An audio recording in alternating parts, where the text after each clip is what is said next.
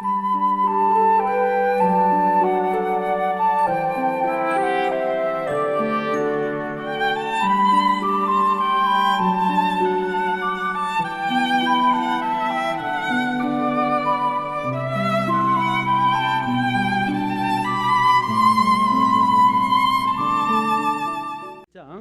1절부터 2절까지 우리 잠깐 같이 함께 봉독하겠습니다. 디모데전서 1장 1절부터 2절까지 읽겠습니다.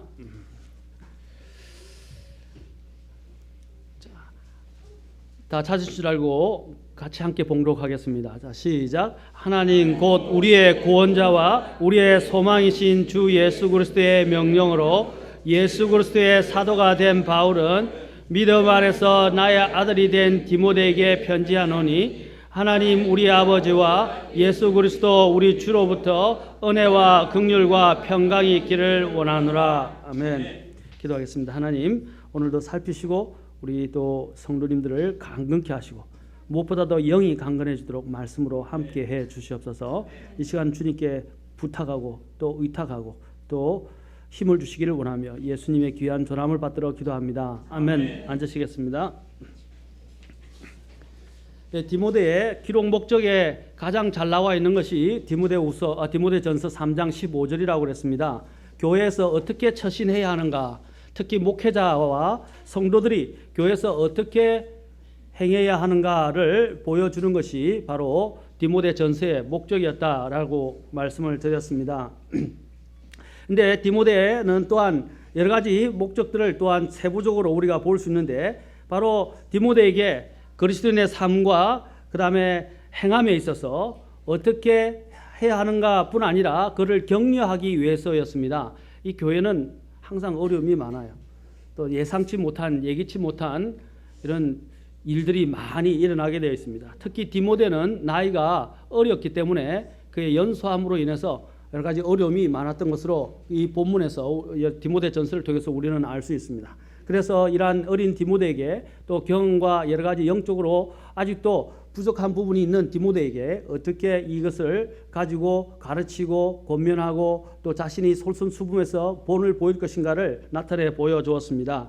그리고 또 두 번째로는 여기 보면 크게 보면 거짓 대언자들이 그 당시도 있었어요. 사도 바울의 시대도 있었고 또 그 이후에도 있었고 또 지금에는 더 말할 것도 우리가 없어요. 특히 우리도 바로 이 앞에 또 하나님의 교회가 있고 또 신천지와 다락방이 뿐 아니라 이제 통일교도 자꾸 통일교 그 다음에 또한 애청교도 얼마 전에 이 애청교 정명석이라고 하는 단체에서 대해서 잠깐 이렇게 뉴스를 보게 됐는데 이 실제로 이 정명석이가 감옥에 갔는데도 불구하고 그를 대기하고 기다리고 있는 그 일종의 북한에 있는 김정은처럼 또는 이전에 있었던 김정은이나 또 김일성 또 누구죠? 죄송합니다. 김정일처럼 기쁨조와 같이 대기하고 있는 조들이 있습니다. 그래서 지금 감옥에 있는데도 불구하고 몇백 명이 계속 기다리고 있다고 합니다. 그리고 대기하고 있고 또 심지어는 면회까지 하고 자 그렇죠. 이런 상황을 통해서 이런 항상 거짓된 대언자들이나 교사들이 있음을 이야기하고 있고 베드로와 또한 유다서에서는 이런 부분에서 굉장히 강력하게 경고를 하고 있습니다. 디모데도 다름이 그런 부분에 있어서 다를 바가 없었어요. 여러 가지 어려운 가운데서 이런 거짓 대언자들에게 경고하고 또 교리적인 이런 잘못된 것들을 가르치는 자들을 엄히 명해서 그들로 하여금 교회 안에 영향을 끼치지 못하도록 해야 되는 막중한 사역을 가지고 있었습니다.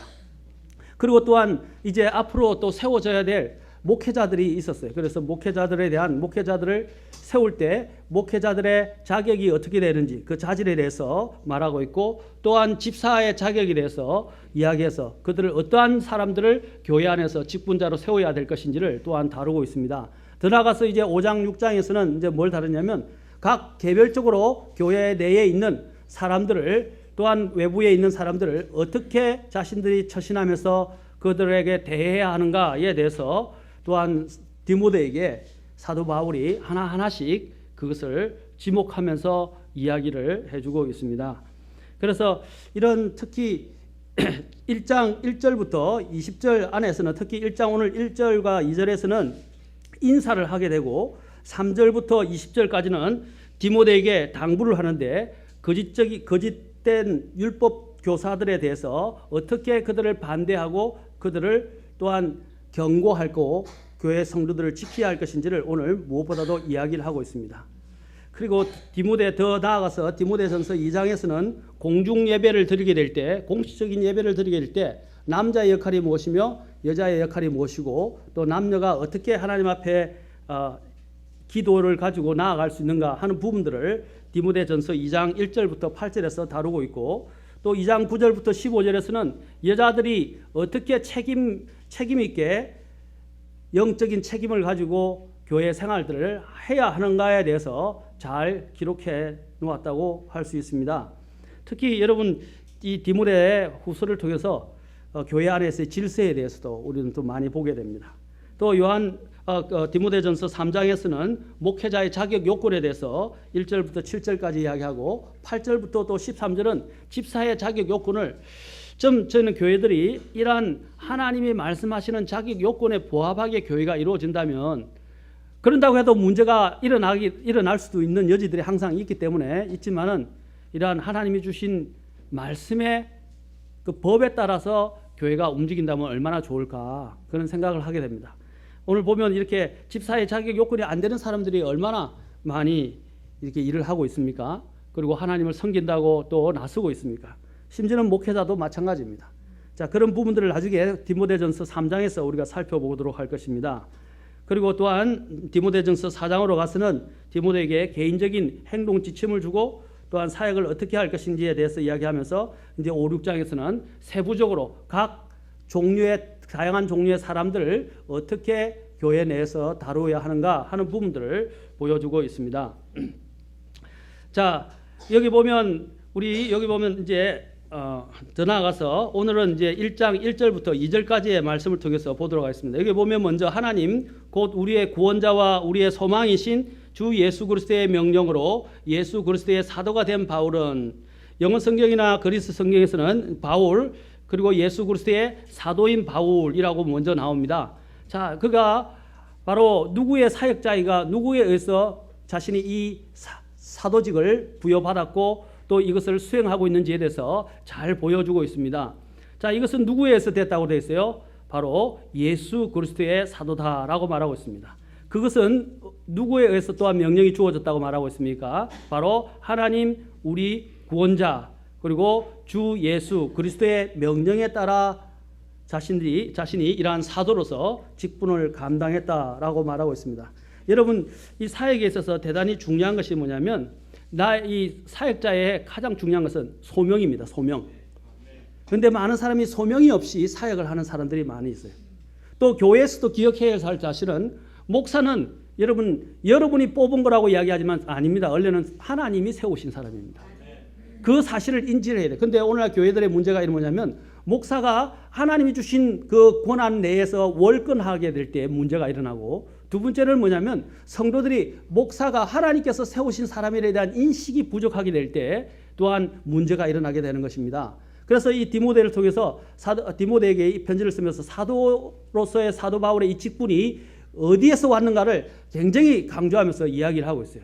이것은 바로 자신을 구원하신 예수 그리스도에 의해서 되어진 것이고 또한 하나님이 그를 임명하시고 세우신 것이다 라고 말하고 있습니다. 하나님의 명령에 따라 되은 것이다 라는 것입니다.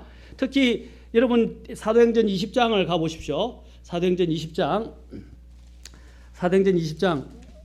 너무 어저께 고생을 많이 하셔서 힘드신가 봐요. 자, 사도행전 20장에 보면 하나님이 이 사역자를 누가 세웠는가에 대해서 또한 이 성경을 통해서 말씀해 주고 있습니다. 특히 사도행전 20장 28절에서 말씀하시기를 그러므로 너희 자신과 온 양떼에게 주의를 기울이라 성령님께서 성령님께서 너희를 그들의 감독자로 삼으사 하나님의 교회 곧 그분께서 자신의 피로 사신 교회를 어떻게 하라고 했어요? 먹이게 하셨다. 누가 세우셨어요? 성령 하나님이 세우셨어요. 사도행전 13장에 보면 이제 교회의 주축이 됐던 사도 바울과 바나바가 있었는데 사도 바울과 바나바를 안디옥의 선교사로 파송한 것도 누가 한 것입니까? 성령께서 성령께서 임명하신 것이고 그걸 교회가 어떻게 해요? 공식적으로 인준해서 파송한 것입니다. 아멘. 근데 성도들이 세운 게 아니에요. 성령님께서 그들을 구분시켰다고 되어 있습니다. 여기도 마찬가지입니다. 하나님의 사역자는 성령 하나님께서 특별하게 그들을 세우신 거예요. 우리가 이 인식을 가지고 있어야 됩니다. 왜냐하면 이 인식이 없기 때문에 이제 뭐냐면 어떤 때는 너무 또 극단적인 교회들은 목회자도 형제니까 또 형제처럼 대해요. 예, 맞아요. 하나님 아래서는 형제예요. 맞습니까? 그러나 하나님이 주신 직분에 따라서는 어떻게 합니까? 하나님이 세우신 목회자입니다. 그래서 하나님이 그에게 목양할 수 있는 권위를 주셨고 또 목회할 수 있도록 그죠? 또 감독할 수 있는 그런 권한을 그에게 주셨다는 사실입니다. 이렇게 생각합시다. 나의 아버지와 어머니를 한번 생각해 봅시다. 자, 아버지가 주 안에서 예수님을 믿는 형제입니다. 근데 여러분이 아버지를 부를 때 형제님 이렇게 부릅니까? 아닙니다. 아버지는 집에서 아버지로서의 역할이 있어요. 그렇죠? 교회 안에서는 물론 하나님 앞에서 목사와의 관계에 있어서는 아버지가 형제이기도 하지만 그러나 일대 자신들의 가족들 간에 있어서는 어떻게 됩니까? 아버지. 그래서 그때는 어떻게 불러야 됩니까? 형제님이라 부르면 안 된다고요. 아버지라 불러야 돼요. 동일한 논리를 가지고 제가 말씀을 드릴 수 있는 것이 교회도 마찬가지입니다. 교회에서 어떤 사람들이 목사님을 자꾸 형제님이 이야기하는데 목회자에게는 주신 하나님이 특별한 하나의 타이틀이 있다는 것입니다. 그럼 목사님이라고 또 어떤 교회는 감독이라 부르고 어떤 때는 장로로 부릅니다. 뭐 부르는 거는 마음대로예요. 그러나 분명히 직분을 갖고 있는 그 직분에 따라서 줘야 되는데 또 어떤 교회는 감독이라 부르는 데도 있어요. 그러나 성경적인 면에서 볼 때 대목자장 하에서 양들을 돌보고 먹이고 하는 모든 것들을 다 두루 이야기하고 있는 그 직분의 이름이 뭐냐면 목사예요. 그렇죠. 감독은 뭡니까? 군림하는 것과 관련이 있어요. 장로는 무엇과 관련이 있습니까? 장로는 본을 보이는 것과 관련이 있어요. 그런데 목양자는 뭐가 있습니까? 양들을 돌아보고 먹이고 보호하고 인도하는 그런 모든 책임을 가지고 있다는 사실입니다. 그래서 목사라고 부르는 거예요. 그렇죠? 또한 그러나 또 목회자가 자신이 받은 이런 권위를 가지고 자원해서 또 하나님이 주신 것들 가운데서 양들 위해 군림하기 위해서 한 것이 아니라 자원하여 하나님 앞에서 그 일들을 섬기는 것입니다. 그렇죠? 물론 하나님이 권한을 주셨어요. 그러나 하나님의 법을 넘어서거나 물리적인 형태로 너무 지나치게 이렇게 권위를 행사하는 것들은 바람직하지 않습니다. 그렇죠? 그렇다고 또 성도들이 목회자가 또 유하다고 해서 그를 함부로 대하고 또 그의 권위를 무시하고 또한 이렇게 아무렇게 대하는 것도 하나님이 허락하시는 것이 아닙니다. 이러한 부분의 균형을 잘 이루어야 교회가 잘 나아갈 수 있습니다. 그렇지 않습니까? 여기에 이런 교회 안에는 이런 문제들이 항상 생길 수 있다는 것을 기억하셔야 됩니다. 그래서 사도행전 아까 20장 28절에서도 보면 뭐라고 되어 있습니까? 자, 첫째는 하나님 성령님께서 그들을 감독자로 세우셨다 그랬어요. 그들의 임무에 대해서 또 뭐라고 28절, 29절, 30절에서 이야기를 하고 있어요. 임무가 뭡니까? 하나님의 교회의 양떼를 먹이는 거예요. 두 번째는 뭡니까? 그들을 사나운 이리들과 같은 거짓 대언자와 거짓 교리로부터 그들을 지키는 거예요. 그렇죠? 맞습니까? 지키고 보호하는 거예요. 그리고 더 나아가서 31절에 보면 그들을 위해서 기도하는 거예요. 그렇죠? 먹인다는 말은 하나님의 말씀을 가지고 먹이는 것을 이야기하는 것입니다. 자, 이런 것들이 이루어질 수 있도록 교회는 목회자에게 적극적으로 협력해서 목회의 본연의 일을 할 수 있도록 만들어줘야 되고 또한 목회자들은 부지런히 하나님의 말씀을 공부하고 준비해서 양들을 먹여야 됩니다. 아멘? 그런데 여러분들이 이 교회 예배에 왔을 때 좋은 습관은요, 받아 적는 거예요. 이제 받아 적는 말은 그냥 무조건 그대로 받아쓰기를 한다는 게 아니라 하나님의 말씀을 적는 습관을 가지셔야 돼요. 왜냐하면 하나님이 특별하게 양들을 위해서 목양자를 세우셨고 그 목양자가 하나님의 말씀을 강론하면서 여러분들에게 플러스 설명해 준 사람입니다. 아멘? 그렇다면 여러분들이 그 말씀들을 소홀히 여기면 안 돼요. 전에 내가 오늘 오전에도 이야기했지만 많은 사람들이 와가지고 고개만 늘 끄떡끄떡해요. 그런데 책을 덮는 순간은 어떻게 돼요? 자기 귀 안 돼요. 다 잊어버려요. 그러면 안 된다고 그랬어요. 말씀을 주면 어떻게 해요? 그 말씀을 내 것으로 만들어야 그 사람이 모범생이고 공부를 잘하는 학생이고 시험을 잘 치는 학생이에요. 아멘? 여러분이 앉아서 들을 때 고개는 끄덕끄덕하고 하면은 하지만 이제 여기서 밖으로 나가면 내 것이 안 됐기 때문에 어떻게 해요? 시험이 오면 떨어지는 거예요. 이게 영적 시험이 오면. 맞습니까? 그래도 아직 눈을 안 뜨시는 분들이 계시네. 사랑하는 성도 여러분, 하나님의 말씀을 먹이는 일은 막중한 일들이라고 할 수 있습니다. 자, 그래 더 나아가서 또 이 교회 안에서 이 교회 안에서 이제 여기 보면 1장 2절에 보면 우리의 구원자 그리고 우리의 소망이신 예수 그리스도의 명령으로 그가 사도가 되었다고 말하면서 우리 주 예수님이 어떤 분인가 여기서 나타내 주고 있습니다. 첫째는 어떤 분이라고 말하고 있습니까? 구원자 하나님이라는 말입니다. 구원자. 이 대단한 이름입니다. 그렇죠? 여기서 구원자는 Savior라고 이야기하는데 이 구원자는 어떤 특정한 곳에서 건져낸다라는 뜻을 갖고 있습니다. 성경에서는 항상 하나님을 계시할 때 구약에서도 하나님을 어떻게 소개하고 있냐면 우리의 주 하나님 또 막강한 권능을 갖고 있는 또한 엘호임 여호와 더 위에 많은 이름들로 하나님을 나타내고 있지만 또한 구원자로 또 하나님은 자기 자신을 소개하고 있다는 사실입니다. 자, 구원자라는 것은 중요합니다. 자, 여기서 구원자라는 것은 우리 주 예수님은 주님이실 뿐 아니라 또 그리스도이실 뿐 아니라 뭐라고 되어 있습니까? 구원자이시기도 하시다 이 말입니다. 오늘날 제가 여기서 한 가지 짚고 넘어야 될 것은 우리 교회 안에서도 마찬가지입니다. 사람들이 예수님을 구원자로는 잘 알아요. 사실은 제가 구원자를 물론 강조해야 되지만 그러나 사람들이 주님으로 예수님을 알지 못하는 경우가 많아요. 예수님은 구원자일 뿐 아니라 주님이십니다. 아멘. 주님의 뜻이 무엇입니까? 주인이라는 뜻이죠. 그렇죠? 주인이라는 뜻이에요. 그런데 많은 사람이 예수님을 주인으로 모시지 않고 살아가고 있다는 것은 우리에게 생각해 봐야 될 문제라고 생각합니다. 자, 여러분들이 구원받을 때 예수님을 어떻게 영접해요? 로마서 10장 9절과 10절에서 어떻게 이야기하고 있습니까? 로마서 10장 9절과 10절에서 너희가 주 예수님을 어떻게 했어요? 네, 시인하고 그렇죠? 그분을 죽은 자 가운데서 살리신 것을 하나님께서 그 살림을 마음속으로 믿으면 구원을 받으니 그때 뭘 이야기하고 있습니까? 너희가 주 예수님을 이라고 했어요. 주라고는 말이 나온다고 하는 것을 기억하시기 바랍니다. 그리고 또한 십자가의 강도가 죽을 때 어떻게 이야기했습니까? 예수님을 구원자여 구원자 예수여 했습니까? 주여라고 이야기했어요. 그 말은 자신들의 왕권 마음의 왕자의 중심에 누가 앉아야 하는가를 잘 이야기해 주는 것입니다. 그렇죠? 또 마지막 날들에 빌립보서 2장에 보면 마지막 날들에 예수님께서 이제 높아지셨어요. 마지막 날들에 주께서 심판하실 때 어떻게 한다고 그랬어요? 모든 무릎이 누구 앞에 꿇게 되었어요? 주 예수님 앞에 꿇게 하신다고 그랬어요. 그 다음에 모든 혀가 예수님을 주라고 신하게 되었어요. 우리의 개념 가운데서 제가 이제 여기는 물론 다르지만 구원자라는 단어는 너무나 위로받고 힘이 되는 것입니다. 그러나 또한 우리는 함께 주라는 단어에도 저는 초점을 맞췄으면 좋겠습니다. 그래서 뒤에 보면 우리의 소망이신 뭐라고 했어요? 주 예수 그리스도의 명령으로 라고 이야기하고 있습니다. 주 예수 그리스도. 여기서 누가 주인인가 하는 문제를 잘 이야기해 주고 있습니다. 사도 바울에게서도 그 주인은 예수 그리스도였어요. 그래서 그는 자기 자신을 표현할 때 뭐라고 표현하고 있습니까? 자주 나는 예수 그리스도의 종된 자다라고 이야기하고 있습니다. 예수 그리스도의 종된 자 또는 예수 그리스도에서 포로된 자다라고 이야기를 하고 있어요.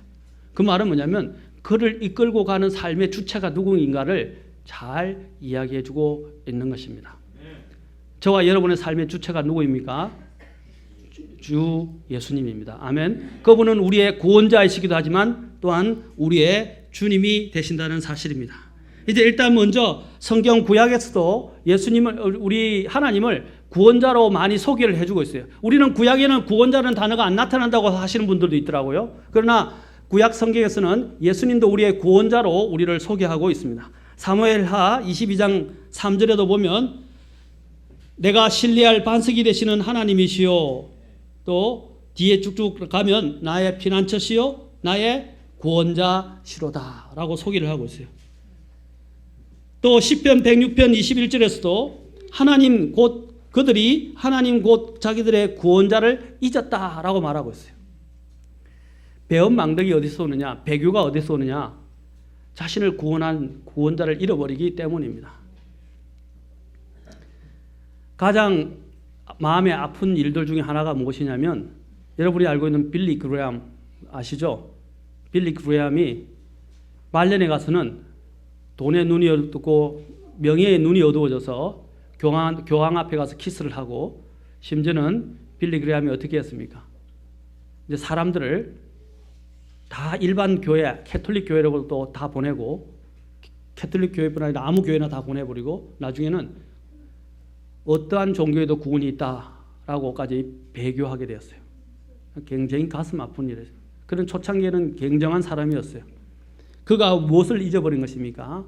자기들의 온전하신 유일한 구원자를 잊어버렸기 때문입니다. 여기 보면 이스라엘 백성들에게도 그들의 하나님 곧 자기들의 구원자를 잊었다라고 106편 21절에서도 말하고 있습니다. 또 시편 19편 20절에도 하나님께서 한 구원자 곧 위대한 자를 그들에게 보내사 그가 그들을 건지게 하시리라 라고 말하고 있습니다. 특히 이사야서 43장 3절과 이사야서에서는 또 43장 3절, 43장 11절, 45장 15절에서도 주께서 자기를 구원자로 소개를 하고 있습니다. 이 구약에서도 하나님께서는 구원자로 소개를 하고 있고 그 구원자가 육신을 입고 나타나신 분이 누구입니까? 예수 그리스도이십니다. 아멘. 자, 두 번째로 우리는 또 소망이라는 단어에 대해서 봅시다. 여기서 구원자와 우리의 소망이신 오늘 오전에도 살펴보았지만 이 디모데가 사역을 하면서 많은 낙심을 했어요. 낙심을 하게 되었습니다. 그런데 이 낙심한 디모데에게 사도 바울은 예수님을 어떻게 소개하고 있습니까? 소망. 이 소망이 없었더라면 사도 바울이 사역을 하기가 힘들었을 거예요. 아멘. 저도 하나님 앞에서 소망이 없더라면 죄송하지만 목회가 힘들었을 것 같아요. 그렇죠. 여러분이 알고 있는 스펄전도 그렇고 유명한 목회자들도 수도 없이 목회를 그만두는 것을 생각합니다. 매일마다 몇 번씩 생각한다고 합니다. 그것은 저뿐 아니라 정말 하나님 앞에 바르게 사역하는 사람들이 목회가 얼마나 힘든 일인지를 이야기해 줍니다. 물론 여러분들 힘들어요. 그렇죠? 그러나 또한 이 목회는 다양한 종류의 사람들 또 다양한 종류의 죄인들을 다루기 때문에 너무 많은 생각하지 못하는 일들이 많이 생겨요. 그것을 이겨내는 일들이 주님이 주시는 힘이 없이는 또 주님에 대한 소명감이 없이는 감당을 할 수가 없습니다. 여기 보면 소망이신이라고 되어 있어요. 우리의 소망이신이라고 그가 디모데를 격려하면서 이 편지를 기록하고 있습니다. 우리는 그래서 소망을 바라본다면 이 소망을 붙잡고 열심히 또한 신실하게 자신에게 주어진 사역을 감당해야 됩니다. 아멘. 우리 참 여기 보면 죄송하지만 우리 집사님 사람 이름을 보면 집사님도 사실은 수요일 날도 일을 하러 가야 되고 또 트럭 운전을 해야 되고 한 번이라도 더 해야 집에 살림에 보탬이 되는데도 불구하고 가능하면 정말 차가 막혀서 못 오지 않으면 일부러 시간들을 접어버리고 또 운전을 그만두고 교회에 출석하고 왜 그렇게 하는 것입니까? 그 이유는 바로 하나님에 대한 소망을 굳게 두고 있고 하나님 주실 보상을 바라보면서 자신에게 맡긴 직분을 제일 감당하기 위해서인 것입니다. 그렇지 않습니까? 그런 저는 모를 수도 있어요. 우리는 모를 수도 있어요. 그러나 모르는 걸 말할 말씀드려요. 기본적으로 내가 하나님 앞에서 어떻게 신실하게 섬길 것인가 하는 것을 가지고 해야 됩니다. 제가 여기에 목회하기 전에 1년 동안 가까이 제가 운전을 했었는데 저도 운전을 했었어요. 집사님과 비슷한 일을 했었습니다. 일부러 그 운전을 했었습니다. 그런데 항상 유혹이 와요. 수요일 날 5시 정도 되면 좋은 일감이 꼭 들어와요. 그런데 어떻게 되면 유혹을 뿌리치고 끊어버려요. 아예 생각도 안 하고 끊어버려요. 그 다음에 어떻게 하냐? 인천까지 가야 되는데 인천까지 이제 교회까지 서울 양천구에서 가는 거예요. 심지어는 저 종로에서 있을 때도 있고 다른 지역에 있어요. 다 끊어버리고 집으로 와서 집에서 어떻게 하냐면 다시 교회까지 가는 겁니다. 하루에 일당을 생각하면 많아요. 적은 게 아니에요. 저녁이 되면 또 수당 여러 가지 일들이 더 많아지고 수당도 많은데 다 끊어버렸어요. 왜?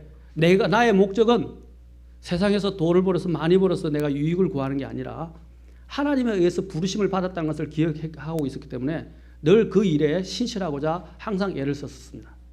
그러한 마음가짐이 하나님이 원하시는 거예요. 우리가 100% 출석을 하는 문제를 저는 말하는 게 아니라 그러한 하나님의 기본적인 우선순위와 자세를 이야기하는 것입니다. 우리는 그런 자세가 우리에게 굉장히 중요한 것입니다. 자, 여기 보면 그는 골로새서 1장 27절에서 예수님을 어떻게 소개하고 있었습니까? 이런 소망이 있었기 때문에 디모데도 신실하게 사역을 감당할 수 있었습니다.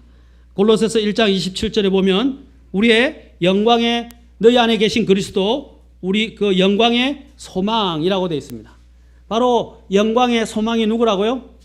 그리스도라고 그래요. 우리 안에 계신 그리스도께서 바로 우리의 영광의 소망이라고 말하고 있습니다.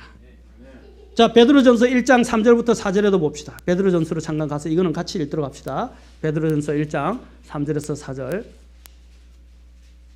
오늘은 소망까지만 하겠습니다. 베드로전서 1장 3절에서 4절.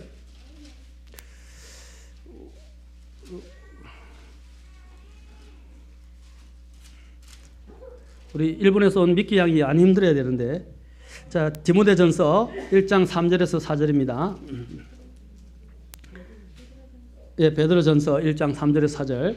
곧 하나님 아버지의 미리 아심에 따라 성령의 거룩히 구별하심을 통해 순종함과 예수 그리스도의 핏부림에 이르도록 선택받은 자들에게 편지하노니 은혜와 평강이 너에게 많이 있기를 원하노라. 자, 3절인데 하나님 곧 우리 주 예수 그리스도의 아버지를 찬송하리로다. 그분께서 자신의 풍성하신 긍휼에 따라 죽은 자들로부터 예수 그리스도를 부활하게 하심으로 우리를 다시 낳아서 어디에 이르게 했다?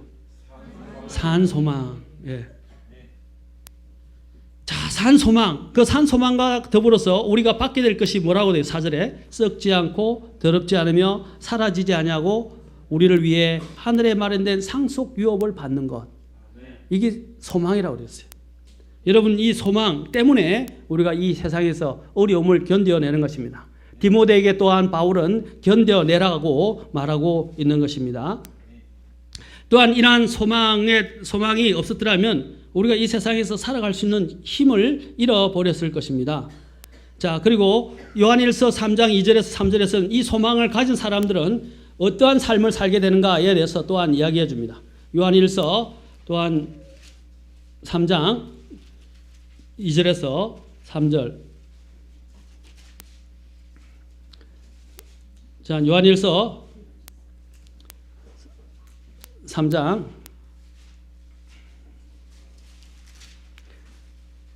2절에서 3절.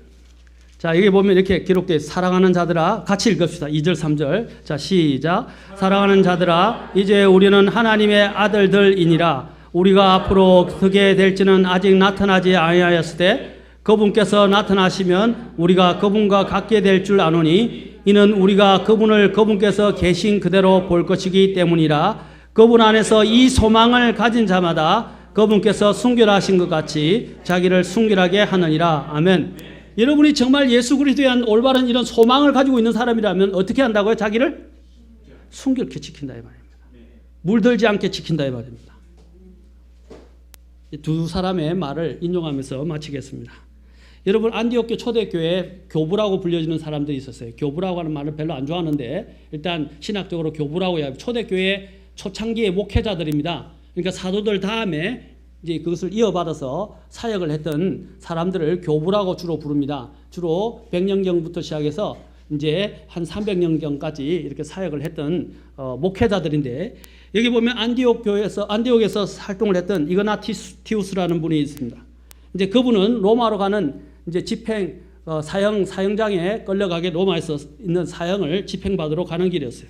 그러면서 그분이 에베소를 나중에 이어받아서 에베소를 목회했던 분입니다. 근데 그분이 뭐라고 고백을 했냐면 하나님 안에서 그리고 하나님 아버지 안에서 그리고 예수 그리스도 안에서 기운을 내라. 그 예수 그리스도를 어떻게 소개하느냐? 그분은 우리의 공통의 소망이니라. 이렇게 이야기하고 있어요. 그리고 우리의 공통의 소망이신 바로 예수 그리스도와 하나님 아버지 안에서 기운을 내라 라고 이야기하고 있어요.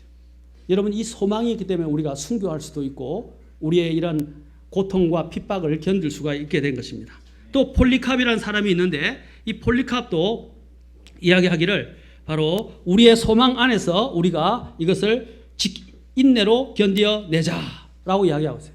우리의 소망 안에서 이것을 인내로 견뎌내자. 그 소망은 예수 그리스도이시다라고 이야기했어요. 그 예수 그리스도의 소망 안에서 어려움과 심지어는 순교의 자리에 있는 시간이었지만 어떻게 했어요?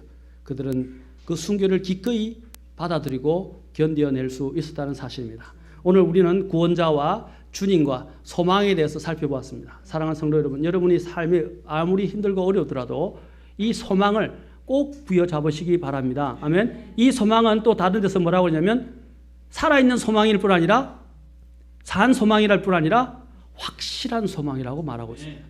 또한 나중에 디도스에도 보겠지만 디도스 2장에서는 복된 소망이다라고 말했습니다. 확실한 소망이에요.